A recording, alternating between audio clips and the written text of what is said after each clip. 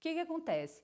Na perspectiva dos direitos humanos, após a Declaração Universal dos Direitos Humanos de 1948, onde coloca que os direitos humanos são universais, interdependentes e indivisíveis, então qualquer ser humano, né, é digno de ter acesso a esses direitos, com o decorrer do tempo, vai se ver que essa perspectiva universal de pensar de todos somos iguais e sim somos iguais, não alcança essa questão, por exemplo, das diferenças, né, das desigualdades sociais, por exemplo, no Brasil.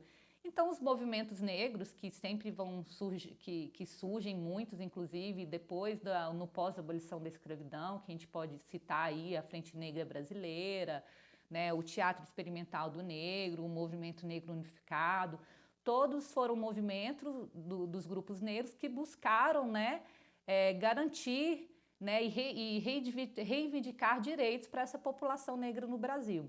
Então, no decorrer dessas lutas, né, desses movimentos, vai chegar um momento que a gente vai concluir que deve ocorrer algumas ações, né, o que eles vão chamar de discriminação positiva ou ações afirmativas, que são políticas públicas que vêm para tentar romper com essa questão dessa desigualdade racial, por exemplo, no Brasil, entre negros e brancos, né, que é observada em todos os setores da sociedade, na questão do emprego, na questão da educação.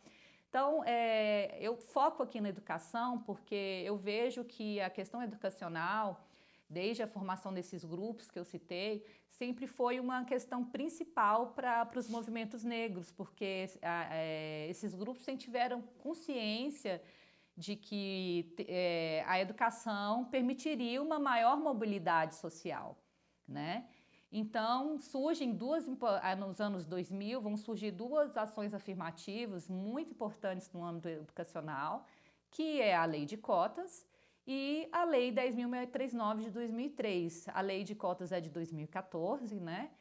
E essa lei de cotas vai garantir 20% das vagas para esses grupos nas universidades, né? Então, isso vai ser uma revolução, né?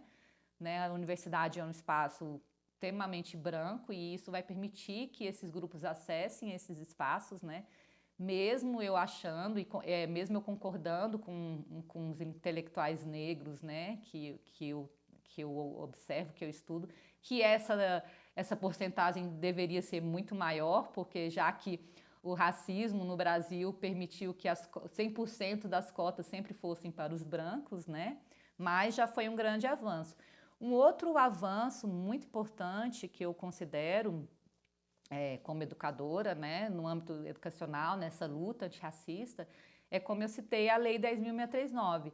Essa lei ela vem para instituir a obrigatoriedade do ensino de história da África afro-brasileira, né, e da cultura também dentro das escolas do ensino básico de todo o país. Então, assim, o racismo estrutural, né, que forma a nossa sociedade, que negou também a história dessa população, negou a participação da população negra na construção do Brasil, né, sendo que ela foi responsável pela construção cultural, econômica, né, de todo o país, inclusive, né, através do trabalho escravo, trabalho forçado, ela vem resgatar a atuação dessa população, desse grupo, né, negando uma única história, né, que até então a história que nos era contada é a história do branco.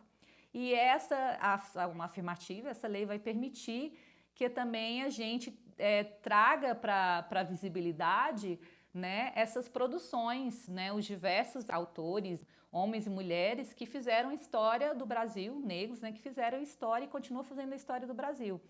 Então isso é muito importante. Infelizmente, né, como a gente vê, né, que ainda existe uma grande barreira para a implementação dessas leis dentro das escolas. Porque um dos motivos, né, que ela cita é até a questão do mito da presença ainda desse mito da democracia racial. Então, não se considera importante trazer uma educação das relações étnico-raciais, trazer a cultura negra, né, para dentro das escolas também. A questão da intolerância religiosa também é um outro ponto que ela destaca, né? Então, Então há ainda toda uma negativação em cima da cultura afro-brasileira, né?